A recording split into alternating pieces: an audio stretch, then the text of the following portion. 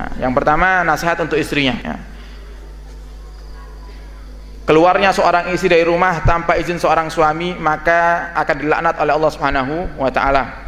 Walaupun dia nanti hidup dengan menikah dengan orang lain, laki-laki lain, ya, tapi kalau dulu pernah, ya, dia keluar rumah tanpa seizin suami, tanpa ridhonya suami, maka sebanyak apapun dia ibadah sia-sia ibadahnya. Maka harus cerdas, ya. Kita kalau ibadah itu ibadah semangat boleh, tapi jangan sampai kita melakukan hal-hal yang dengan kita lakukan hal itu dosa kita, pahala kita akan dihapus oleh Allah Subhanahu wa taala. Naudzubillah, ya. Ini nasihat pertama untuk istri, ya. Anda yang keluar rumah, ya, tanpa ridho suami, Anda dilaknat oleh Allah Subhanahu wa taala, ya.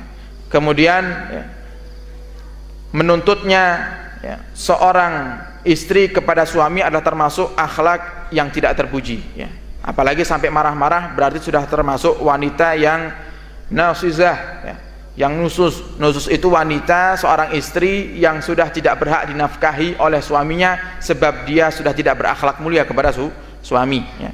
Sehingga kalau suami tidak memberikan apa yang Anda inginkan, wahai para istri yang tidak taat kepada suaminya, bukan salah suami, karena salah Anda. Makanya harus sadar, istrinya harus sadar, jangan-jangan saya tidak dinafkahi ini sebab saya punya salah, ya. Sehingga minta maaf, kemudian minta nasihat daripada suami, kira-kira apa yang salah dari diri Anda wahai para istri, dan niat bertobat kepada Allah Subhanahu wa taala. Allah Subhanahu wa taala itu sebenarnya Bapak Ibu selalu mencukupi rumah tangga kita, ya.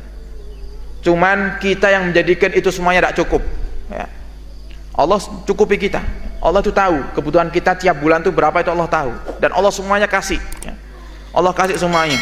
Cuman kadang kita yang tidak bisa mengatur, makanya perlu adanya ilmu dalam mengatur keuangan rumah tangga. Contoh yang sering terjadi seperti ini, ya.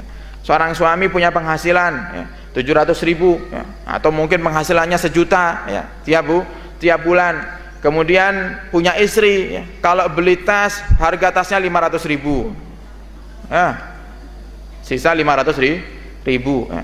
Beli kosmetik 300.000, sisa 200.000. Beli beras kebutuhan dapur 100.000 lah, anggap sisa 100.000. Belum bayar sekolah anak, ya, belum motor, kredit motor, belum ini semuanya. Itu sebab tidak bisa ngatur. Harusnya kalau rizkinya dari Allah sekian, ya paling tidak kita harus tahu diri, ya. Harus tahu diri. Dan perempuan yang paling baik itu, ya, menurut apa yang disampaikan oleh guru kita Al-Habsygah Baharun, adalah perempuan yang tidak pernah marah kepada suaminya, ya. Itu perempuan yang paling baik. Yang kedua, yang tidak pernah marah sama suaminya. Yang kedua, tidak pernah menuntut, kamu itu harus seperti ini, kamu itu harus seperti itu, apalagi sampai dibanding-bandingkan dengan suami orang.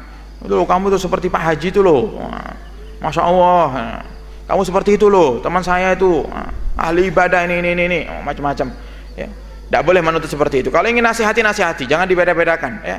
Tidak boleh beda-bedakan. Sekarang kalau seandainya suami membalik hal itu kepada Anda, kamu itu tidak seperti istri teman saya, kira-kira gimana perasaannya? Nah, sakit, ya. Nanti kalau sudah digitukan aja tidak mau marah-marah, jangan-jangan kamu ini suka lelak-lilik, ya, di luar, malah tuduh macam-macam, ya. Si istri suka membeda-bedakan suaminya, tidak boleh, ya. Tidak boleh menuntut, ya. Kalau memang ada kesalahan daripada suami, nasihati, cari waktu yang tepat, hati suami lagi adem, duduk, nasihati, ya, dengan bahasa yang lemah lembut.